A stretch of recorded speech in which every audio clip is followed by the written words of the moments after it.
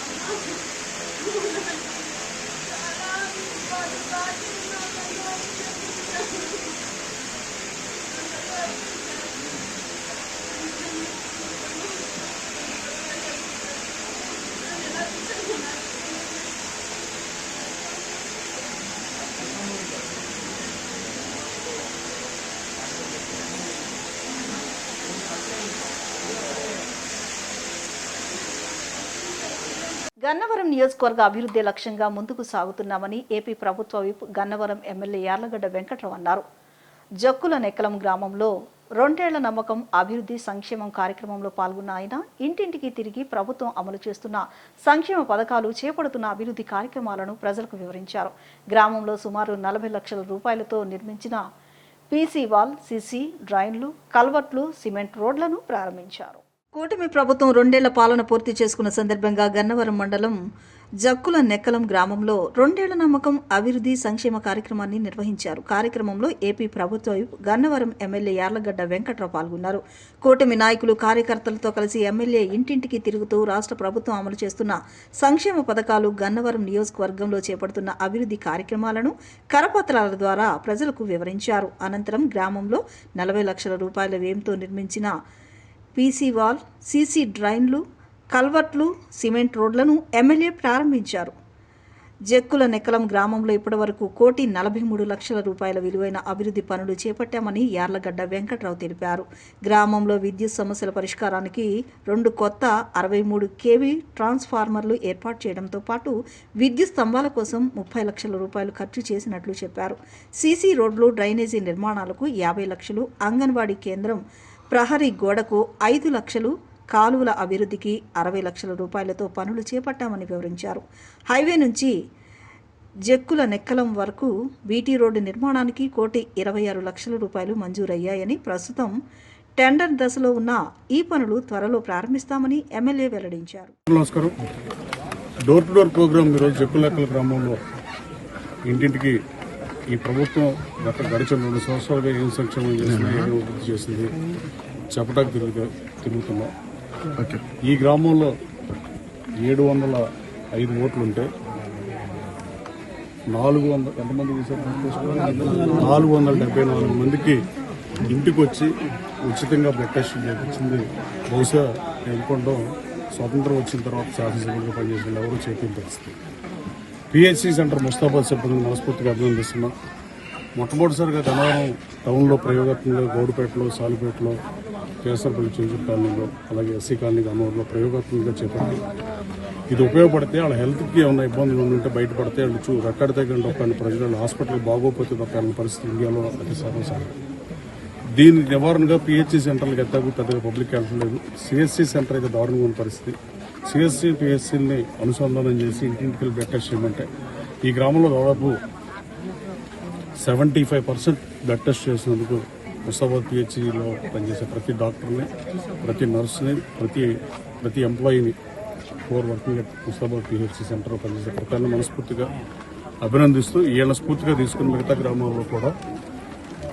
గ్రామాల్లో కూడా చేయాల్సిందిగా కోరుతూ, అలాగే ఇది చిన్న గ్రామం అయినా 705 ఓట్లు ఉన్న చిన్న గ్రామం అయినా అభివృద్ధి విషయంలో గత పాలకులకు భిన్నంగా 3 వంతులను నేను సూపర్ 6లో పెడితే వాటిల్లో ఒకటి రావారపాడు దగ్గర, ఒకటి ఎన్కేపాడు దగ్గర, 3 జక్కుల దగ్గర పెట్టమని పెట్టిస్తానని చెప్పా. ఒకటి శాంక్షన్ చేసినందుకు ముఖ్యమంత్రి గారికి ధన్యవాదాలు. మిగతా 2 కూడా 8% టెన్యూర్లో పూర్తి చేస్తాం. అలాగే ఈ గ్రామం చిన్నదైనా ఈ గ్రామానికి 63 kV కొత్త ట్రాన్స్ఫార్మర్ కూడా అడిగారు. అలాగే కొత్త కరెంటు స్తంభాలు అడిగితే 30 లక్షల రూపాయలు ఇచ్చా. సీసీ రోడ్లకి, డ్రైన్లకి కానీ 50 లక్షలు ఇచ్చే పరిస్థితి. అంగన్వాడీ కాంపౌండ్ వాళ్ళకి ఒక 5 లక్షలు ఇచ్చి, ఏలూరు కాలువ కుడి కాలువకి ఎడమగట్లు జరిగిన వాటిల్లో ఆ పనులకు ఒక దాదాపు 60 లక్షల రూపాయలు, మొత్తం 1,43 లక్షల రూపాయల అభివృద్ధి కార్యక్రమాలు ఈ గ్రామంలో చేపట్టిన పరిస్థితి. ఇప్పుడు ఓపెన్ చేసిన రోడ్డు 40 లక్షల రూపాయలతో సిమెంట్ రోడ్డు వేసిన పరిస్థితి. గడిచిన 5 ఏళ్ల కాలంలో ఈ గ్రామానికి 1,63 లక్షలు కాదు కదా, కనీసం 25 లక్షలు పెట్టి కూడా అభివృద్ధి జరిగిన దుస్థితిలో గత ప్రభుత్వం పరిపాలించింది. దాంట్లో ఏమాత్రం సందేహం లేదు. కృష్ణా మిల్క్ యూనియన్ పాల ధరలను లీటర్కు ₹2 చొప్పున ఆగస్టు 10 నుంచి పెంచాలన్న నిర్ణయాన్ని వాయిదా వేస్తున్నట్లు ప్రకటించడం పట్ల సిపిఎం రాష్ట్ర కార్యదర్శి వర్గ సభ్యులు సిహెచ్ బాబురావు హర్షం వ్యక్తం చేశారు. ఇది ప్రజా పోరాట విజయమని ఆయన అభివర్ణించారు. లీటర్కు ₹2 పెంచి 4 నెలలు గడవక ముందే మరోసారి పెంపుదల చేస్తూ విజయ డైరీ చేస్తున్న నిర్ణయం ప్రజా వ్యతిరేకమైందన్నారు. లీటర్కు ₹2 పెంచి 4 నెలలు గడవక ముందే మరోసారి పెంపుదల చేస్తూ విజయ డైరీ చేసిన నిర్ణయం ప్రజా వ్యతిరేకమైందన్నారు.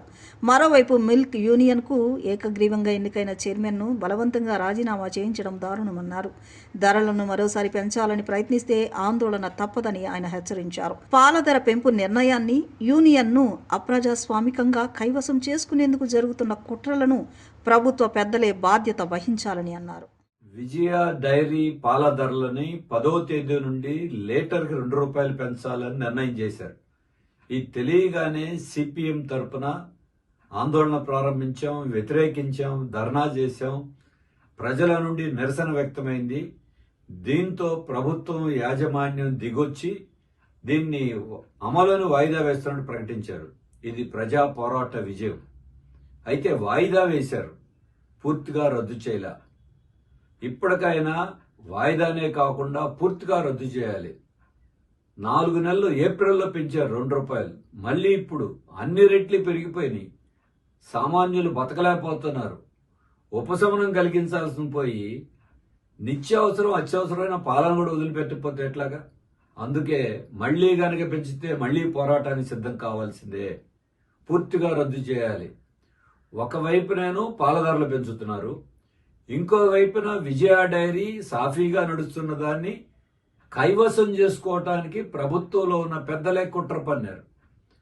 ఏకగ్రీవంగా ఎన్నికైనటువంటి చైర్మన్ చలసాని ఆంజనేయులు గారిని ఆసుపత్రిలో ఉంటే బలవంతం చేసి, దౌర్జన్యం చేసి, ఆసుపత్రి ఐసీయూ బెడ్ మీదే సంతకం పెట్టించి మంత్రులే వెళ్లి చేశారంటే ఇది దుర్మార్గం, అమానుషం కాదా? ఎందుకు చేస్తున్నారు? జనమందరూ ఏమనుకుంటున్నారు? చంద్రబాబు గారు, లోకేష్ గారు వాళ్ళ హెరిటేజీ ప్రైవేటు డైరీలకి కొమ్ము కాయటం కోసం ఈ విజయ డైరీని నాశనం చేస్తున్నారు, కబ్జా చేయడానికి ప్రయత్నం చేస్తున్నారు. 1,200 కోట్ల రూపాయల ఆస్తులు ఉన్నటువంటి దీన్ని ఏదో ఒక రకంగా ఆక్రమించడానికి. ఇదేమి తెలుగుదేశం పార్టీ సొంత సొమ్ము కాదే. ఇది ఒక సహకార సంఘం. డైరెక్టర్ని ఎన్నుకుంటారు, వాళ్ళు చైర్మన్ ఎన్నుకుంటారు. నడుస్తూ ఉంది. మీకేంటి మధ్యలో? అంటే అంతా మీ పెత్తనం ఉండాలా? మీ కంట్రోల్ ఉండాలా? మీ ఆదాయంలోకి పోవాలా? ఇదేనా? ఎవరిచ్చారు అధికారం? లక్షల మంది రైతుల యొక్క పెట్టుబడులతో పెట్టారు. కష్టపడి వాళ్ళు పాలు అందిస్తారు, వినియోగదారులు కొనుగోలు చేస్తారు. మరి దీని మీద మీ పెత్తనం ఏంటి? మంత్రులు ఏంటి? 3 మంత్రులు 4 మంత్రులు ఈ రాజీనామా కోసం ఆగమేఘాల మీద వచ్చారు. జనం మీద మీకు లేదు ఈ అభిమానం. పాల ధరలను అదుపు చేద్దామని దాని మీద లేదు. పెద్ద పెద్ద కంపెనీలన్నిటికీ భూములు ఇస్తారు, కార్పొరేట్లకి రాయితీలు ఇస్తారు, డబ్బు ఇస్తారు. కానీ విజయ డైరీకి ఎప్పుడైనా ఒక న్యాయ పైసా సహాయం చేశారా? బుడమేరులో మునిగిపోతే కూడా పట్టించుకున్నారా? ఆ రోజు లేదు. కానీ మీకు మాత్రం అధికారం కావాలి, పెత్తనం కావాలి, దీన్ని కబ్జా చేయాలి. రాష్ట్రంలో ఉన్న సహకార పాల సంఘాలన్నింటినీ నాశనం చేశారు, మూతపడిపోయింది. నడుస్తుంది ఇది ఒకటే. దీనైనా నిలబెట్టాలి. అందుకే ఇప్పటికైనా చంద్రబాబు గారు, లోకేష్ గారు ప్రభుత్వం ఆలోచన చేసి ఈ కుట్రలు ఆపండి. దీన్ని రక్షించుకుంటాం, దీనికోసం ఉమ్మడిగా పోరాడదాం. ఈ పాల ధరలు మళ్లీ పెంచితే మాత్రం పోరాటం తప్పదని సిపిఎం తరఫున హెచ్చరిస్తా ఉన్నాం. ఇంద్రకీలాద్రిపై వేంచేసి ఉన్న శ్రీ కనకదుర్గమ్మ వారి సన్నిధి ఆషాఢ మాసంలో ఆఖరి ఆదివారం నాడు భక్తులతో కిక్కిరిసిపోయింది. విశేష సంఖ్యలో భక్తులు తరలివచ్చి అమ్మవారికి ఆషాఢ సారెను సమర్పించారు. మొత్తం 28,653 మంది భక్తులు అమ్మవారిని దర్శించుకుని సారెను సమర్పించారని దేవస్థాన అధికారులు తెలిపారు. ఆషాఢ మాస సారె సమర్పణలో ఇది రికార్డుగా దేవస్థాన అధికారులు వివరించారు. భక్త బృందాలకు ఉచిత దర్శనం, ఆశీర్వచనాలు ఏర్పాటు చేశారు. భక్తులకు ఇబ్బందులు కలగకుండా దేవస్థాన అధికారులు అన్ని ఏర్పాట్లు చేశారు.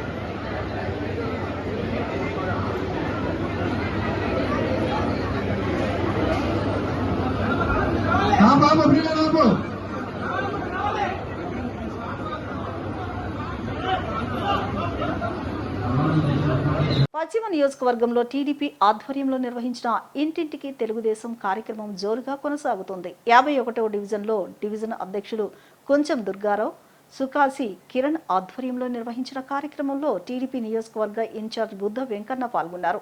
ఈ సందర్భంగా కూటమి ప్రభుత్వ పాలనపై ప్రజల్లో సానుకూల స్పందన కనిపిస్తోందని ఆయన చెప్పారు. పశ్చిమ నియోజకవర్గంలో ఇంటింటికి తెలుగుదేశం కార్యక్రమాన్ని కొనసాగిస్తున్నారు. 51వ డివిజన్లో వినాయక వాగు సెంటర్ నుంచి ప్రారంభమైన ఈ కార్యక్రమంలో టీడీపీ నాయకులు, కార్యకర్తలు పెద్ద సంఖ్యలో పాల్గొన్నారు. టీడీపీ జాతీయ ఉపాధ్యక్షులు, పశ్చిమ నియోజకవర్గ ఇన్ఛార్జ్ బుద్ధ వెంకన్న తదితరులు కార్యక్రమంలో పాల్గొని ప్రజలను కలుసుకున్నారు. ఈ సందర్భంగా బుద్ధ వెంకన్న మాట్లాడుతూ కూటమి ప్రభుత్వానికి ప్రజలు బ్రహ్మరథం పడుతున్నారన్నారు. కూటమి ప్రభుత్వం అధికారంలోకి వచ్చిన తరువాత ప్రజలు ఆనందంగా ఉన్నారని, గత ప్రభుత్వ హయాంలో ఇబ్బందులు ఎదుర్కొన్న ప్రజలు ప్రస్తుతం ప్రశాంతంగా జీవిస్తున్నారని చెబుతున్నారని పేర్కొన్నారు. ముఖ్యమంత్రి నారా చంద్రబాబు నాయుడు, ఉప ముఖ్యమంత్రి పవన్ కళ్యాణ్, మంత్రి నారా లోకేష్ నాయకత్వంలో కూటమి ప్రభుత్వం సుదీర్ఘకాలం ప్రజలకు సేవలు అందిస్తుందని బుద్ధ వెంకన్న ధీమా వ్యక్తం చేశారు. ఈ కార్యక్రమంలో భాగంగా ప్రతి ఇంటికి వెళ్లి ప్రజలను కలుసుకుంటూ ప్రభుత్వ సంక్షేమ పథకాలు, అభివృద్ధి కార్యక్రమాలను వివరిస్తున్నామని చెప్పారు. ఎప్పుడు ఎన్నికలు జరిగినా కూటమి ప్రభుత్వమే విజయం సాధిస్తుందని ప్రజలే చెబుతున్నారని బుద్ధ వెంకన్న అన్నారు. ప్రజల ఆదరణ, కార్యకర్తల కృషితో పశ్చిమ నియోజకవర్గంలో తెలుగుదేశం పార్టీ మరింత బలోపేతం అవుతుందని ఆయన పేర్కొన్నారు. ఇక్కడ ఒకరికొకరు భేదాభిప్రాయాలు లేకుండా సమన్వయంతో మా పరిశీలకులు ఎవరైతే ఉన్నారో ఈశ్వర గారి ఆధ్వర్యంలో ఇంటింటి తెలుగుదేశం కార్యక్రమం పూర్తి చేస్తున్నాము. ఇంకా ఇక్కడ ఒక 1400 ఇళ్ళు తిరగాల్సినవి ఉన్నాయి. 1400 ఇళ్ళు కూడా యుద్ధ ప్రాతిపదిక మీద ప్రతి బూత్ కన్వీనరు కూడా ఈరోజు బట్టి మొత్తం అందరూ తిరిగి ప్రతి ఇంటికి తిరిగి కూటమి చేసినటువంటి ఏదో కార్యక్రమాలు ఉన్నాయో ఆ కార్యక్రమాలు వాళ్ళకి తెలియపరిచేలాగా ప్రభుత్వానికి సహకరించమని, అలాగే ప్రభుత్వం చంద్రబాబు నాయుడు గారు ఎంత కష్టపడి ఇవన్నీ ఇస్తున్నారో ఈ కార్యక్రమం యొక్క ముఖ్య ఉద్దేశం ఇంటింటికి కూటమి పాలన. అలాగే డివిజన్ ప్రెసిడెంట్, క్లస్టర్ ఇన్ఛార్జీలు, బూత్ కన్వీనర్లు అందరూ కూడా వెళ్ళి చెప్పాల్సినటువంటి కార్యక్రమం. దీంట్లోని రాష్ట్రంలో పశ్చిమ నియోజకవర్గం 5వ ప్లేస్లో ఉంది. ఎన్టీఆర్ జిల్లా తెలుగుదేశం పార్టీలో ఫస్ట్ ప్లేస్లో ఉంది. అంటే ఇక్కడ కార్యకర్తలు, నాయకులు ఎంత హుషారుగా పనిచేస్తారో అధిష్టానానికి తెలుసు. ఇక్కడ ఎమ్మెల్యేగా ఎవరు పోటీ చేయకపోయినా సరే కార్యకర్తలు చెక్కు చెదరరు. అది తెలుగుదేశం పార్టీకి ఉన్నటువంటి బలం. కాబట్టి ఇవాళ ఈ డివిజన్లో కార్యక్రమం పెట్టుకున్నాము. చాలా మంచి స్పందన, ప్రజల నుంచి మంచి స్పందన. ఏదైతే కూటమి పాలనలో వాళ్ళు 3,000 పెన్షన్ నిలుగుతూ 5,000 చేస్తే చంద్రబాబు గారు వచ్చాక 4,000 చేశారు. అలాగే ఉచిత బస్సు, మేమేమన్నా గుళ్ళకి వెళ్ళాలన్నా, మా అమ్మగారింటికి వెళ్ళాలన్నా, మా అత్తగారింటికి వెళ్ళాలన్నా ఉచిత బస్సు, అలాగే గ్యాస్ సిలిండర్లు, అలాగే తల్లికి వందనం. ఎంతమంది పిల్లలు ఉంటే అంతమంది ఇలా చెప్పుకుంటే పోతే అనేక కార్యక్రమాలు చేస్తున్నారు. మొన్న చేనేత కార్మికులకి కుటుంబాలకి 25,000 రూపాయలు సంవత్సరానికి. ఇలా చెప్పుకుంటే పోతే బోల్డ్ కార్యక్రమాలు. మరి చంద్రబాబు నాయుడు గారికి ప్రజా ఆశీస్సులు కావాలనేదే ఈ ఇంటింటి తెలుగుదేశం యొక్క ముఖ్య ఉద్దేశం. మీరందరూ కూడా మంచి మనసుతో చంద్రబాబు గారిని దీవించాలని కోరుకుంటున్నాను. ఈ కార్యక్రమంలో సుమారుగా 3 వంతుల వరకు డివిజన్ పర్యటన చేయడం జరిగింది. ఇక ఒక భాగాన్ని కూడా ప్రతి ఇంటింటికి వెళ్ళి 2 సంవత్సరాల తెలుగుదేశం ఎన్డీఏ పరిపాలనలో ప్రజలు ఏమైనా ఇబ్బందులు పడుతున్నారా, అలాంటి ఇబ్బందులు ఏమైనా ఉంటే తెలుసుకోవాలని చెప్పనేది చంద్రబాబు నాయుడు గారి ఉద్దేశం. ఏమైనా పొరపాట్లు ఏమైనా ఉంటే దాన్ని మళ్ళీ సరి చేసుకొని మళ్ళీ ప్రజల్లోకి మరింత ఉత్సాహంగా ఈ 3 సంవత్సరాలు పనిచేయాలనే ఉద్దేశంతో తెలుగుదేశం పార్టీ అధిష్టానం నిర్ణయించిన మేరకు ప్రతి డివిజన్కి డోరును తిరుగుతూ వారి సమస్యలు తెలుసుకుంటూ వారి సమస్యల పరిష్కారానికి కృషి చేస్తామని మనస్ఫూర్తిగా తెలియజేస్తున్నాను. 2025 డిఎస్సి నియామకాల్లో అక్రమాలపై సిబిఐ విచారణ జరిపించాలని మాజీ మంత్రి వెల్లంపల్లి శ్రీనివాసరావు డిమాండ్ చేశారు. డిఎస్సి అక్రమాలకు నైతిక బాధ్యత వహిస్తూ మంత్రి నారా లోకేష్ తక్షణమే రాజీనామా చేయాలన్నారు. కూటమి ప్రభుత్వం తప్పుడు హామీలతో రాష్ట్ర యువతను మోసం చేసిందని విమర్శించారు. 2025 డిఎస్సి వ్యవహారంపై సిబిఐ విచారణ జరిపించాలంటూ విజయవాడ పశ్చిమ నియోజకవర్గ వైఎస్ఆర్సీపీ ఆధ్వర్యంలో నిరసన ర్యాలీ చేపట్టారు. డిఎస్సి అభ్యర్థులకు న్యాయం చేయాలని, నియామక ప్రక్రియపై వస్తున్న ఆరోపణలకు ప్రభుత్వం సమాధానం చెప్పాలని డిమాండ్ చేస్తూ పెద్ద ఎత్తున నినాదాలు చేశారు. ఈ కార్యక్రమంలో విద్యార్థులు, నిరుద్యోగులు, పార్టీ నాయకులు, కార్యకర్తలు పాల్గొన్నారు. ఈ సందర్భంగా మాజీ మంత్రి వెల్లంపల్లి శ్రీనివాసరావు మాట్లాడుతూ డిఎస్సి వ్యవహారంపై అనేక అనుమానాలు, ఆరోపణలు వ్యక్తమవుతున్న నేపథ్యంలో సిబిఐ విచారణకు అప్పగించడానికి ప్రభుత్వానికి భయం ఎందుకని ప్రశ్నించారు. ప్రభుత్వం తప్పు చేయలేదని భావిస్తే సిబిఐ విచారణకు ఆదేశించి నిజాలు ప్రజల ముందుంచాలని డిమాండ్ చేశారు. డిఎస్సి వ్యవహారంలో నైతిక బాధ్యత వహిస్తూ విద్యాశాఖ మంత్రి నారా లోకేష్ రాజీనామా చేయాలని డిమాండ్ చేశారు. తాము చేస్తున్న డిమాండ్ వ్యక్తిగత ప్రయోజనం కోసం కాదని, వేలాది మంది డిఎస్సి అభ్యర్థుల భవిష్యత్తు కోసమని అన్నారు. విద్యార్థులు, నిరుద్యోగులు తమ హక్కుల కోసం రోడ్లపైకి రాకుండా ప్రభుత్వం భయపెట్టే ప్రయత్నం చేస్తోందని ఆరోపించారు. విద్యార్థులు, నిరుద్యోగులకు వైఎస్ఆర్సీపీ అధినేత వైఎస్ జగన్మోహన్ రెడ్డి అండగా నిలుస్తున్నారని చెప్పారు. పోలీసులను అడ్డుపెట్టుకుని ప్రజా ఉద్యమాలను అడ్డుకోవాలని ప్రభుత్వం ప్రయత్నించినా తమ పోరాటం ఆగదని స్పష్టం చేశారు. హౌస్ అరెస్టులు, అనుమతుల నిరాకరణ వంటి చర్యలతో తమ గొంతు నొక్కాలని చూస్తున్నారని విమర్శించారు. డిఎస్సి అభ్యర్థులకు న్యాయం జరిగే వరకు వైఎస్ఆర్సీపీ పోరాటం కొనసాగుతుందని స్పష్టం చేశారు.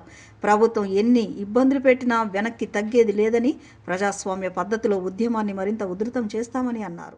ఈరోజు ఏదైతే వైఎస్ఆర్ కాంగ్రెస్ పార్టీ మా నాయకుడు జగన్మోహన్ రెడ్డి గారి యొక్క ఆదేశాల మేరకు 6, 7, 8 ర్యాలీలు చేశాము. ఈరోజు యువతని ముందు పెట్టుకొని వైఎస్ఆర్ కాంగ్రెస్ పార్టీ వాళ్ళ వెనక ఉండి నడిపించే విధంగా, అంటే వాళ్ళతో పాటు తోడుగా నడిచే విధంగా ర్యాలీ కూడా నిర్వహిస్తున్నాం. ఈ ర్యాలీని అడ్డుకోవడానికి పోలీసులు, రాష్ట్ర ప్రభుత్వం చాలా ఇబ్బంది పడే పరిస్థితి కనబడుతుంది. ఎందుకంటే పర్మిషన్లు ఇవ్వకుండా అడిగితే ట్రాఫిక్ ఆంక్షలు అని చెప్తున్నారు. ఇదే ట్రాఫిక్ ఆంక్షలు తెలుగుదేశం పార్టీ పక్కన మన ఇంటింటికి తెలుగుదేశం తిరుగుతున్నప్పుడు అక్కడ ఆంక్షలు లేవాలా, వాళ్ళైతే ర్యాలీలు చేసుకోవచ్చు. వైఎస్ఆర్ కాంగ్రెస్ పార్టీ ర్యాలీ చేయడం చాలా బాధాకరం. ఏదేమైనా కానీ ఈ యువతకి మోసం చేసిన కూటమి ప్రభుత్వం నోకలు చెల్లినాయి. యువతకి ఉద్యోగం లేని ప్రతి యువతకు కూడా నిరుద్యోగ భృతి 3,000 రూపాయలు ఇస్తున్నారు. అది ఇవ్వకుండా కొట్టారు. అదేవిధంగా ఫీజు రియంబర్స్మెంట్ బకాయిలు పెట్టి విద్యార్థులు ఇబ్బంది పెడుతున్నారు. ముఖ్యంగా డిఎస్సిలో అక్రమాలని ఏదైతే జరిగినా వాటి మీద సిబిఐ విచారణ జరిపించాలి. వీటన్నిటికీ కూడా నైతిక బాధ్యత వహిస్తూ నారా లోకేష్ రాజీనామా చేయాలనేది ఈరోజు యువగళం అనేది ఈరోజు, మొన్న మీరు పాదయాత్రకి రాజకీయ లబ్ధి కోసం యువగళం చేశారు. కానీ యువగళం అనేది ఈరోజు యువగళం విప్పుతున్నారు. యువగళం ద్వారానే మీ పతనం స్టార్ట్ అయిందని చెప్పి ఈ కూటమి ప్రభుత్వాన్ని నేను తెలియజేస్తున్నాను. వర్గంలో ఏదైతే విద్యార్థులకి అన్యాయం జరుగుతుందో అన్యాయం మీద ర్యాలీ అన్నది చేపట్టడం జరిగింది. మన మాజీ మంత్రివర్యులు వెల్లంపల్లి శ్రీనివాసరావు గారి కార్యాలయం దగ్గర నుంచి ఈ ర్యాలీ అన్నది మొదలవుతుంది. ఎమ్మెల్సీ గారు రాహుల్లా గారు, అలాగే మా కార్పొరేటర్లు, మా మాజీ చైర్మన్లు, మా పార్టీ నాయకులు అందరం కలిసి ఈరోజు పెద్ద ఎత్తున ర్యాలీ అన్నది ఏర్పాటు చేయడం జరిగింది. ఏదైతే ఆంధ్ర రాష్ట్రంలోన పిల్లలకి పూర్తిగా అన్యాయం జరుగుతుందో ఆ అన్యాయం మీద మేము ఈరోజు రోడ్డు మీదకు వస్తే ఈ కూటమి నాయకుల కింద కాళ్ళ కింద భూమి కంపిస్తుంది. ఈరోజు మా ర్యాలీని అడ్డుకోవడానికి పోలీసు వ్యవస్థనంతా వాడి ఈరోజు అస్తవ్యస్తం చేసే విధంగా ర్యాలీలు కానీ రిలే నిరాహార దీక్షలకు కానీ ప్రతి అడుగడుగున అడ్డం పడుతూ ఈ రకంగా ప్రజలకి మేము తెలియజేస్తున్న వీళ్ళు ఫీజు రియంబర్స్మెంటు పూర్తి స్థాయిలో ఆంధ్ర రాష్ట్రంలో ఎగ్గొట్టడం జరిగింది. అలాగే నిరుద్యోగ భృతి ఇస్తానన్నారు, నెలకి 3,000 అదే ఎగ్గొట్టడం జరుగుతుంది. ఈరోజు మెగా డిఎస్సి అని దగా డిఎస్సి ఒకటి చేసి దాని మీద స్పోర్ట్స్ కోటా అని చెప్పి వీళ్ళు వికృత చేష్టలన్నీ చూపించి అర్హత లేని విద్యార్థులకి ఈరోజు ఉద్యోగ కల్పన కల్పించి అర్హత ఉన్న విద్యార్థులు జీవితాలతో ఆడుకుంటున్న ఈ నాయకులకు బుద్ధి వచ్చే విధంగా ఈరోజు మేము ప్రజలకి పూర్తి స్థాయిలో నిజం తెలియాలి అన్న ఒక ఉద్దేశంతో ఈ ర్యాలీని నిర్వహిస్తుంటే వీళ్ళు మమ్మల్ని అడుగడుగున అడ్డుకుంటూ ఏదైతే యువతకి అన్యాయం చేయాలనుకుంటున్నారో ఆ అన్యాయాన్ని మేము ఎట్టి పరిస్థితుల్లో జరగనివ్వకుండా ఈ డిఎస్సి మీద సిబిఐ దర్యాప్తు జరగాలి.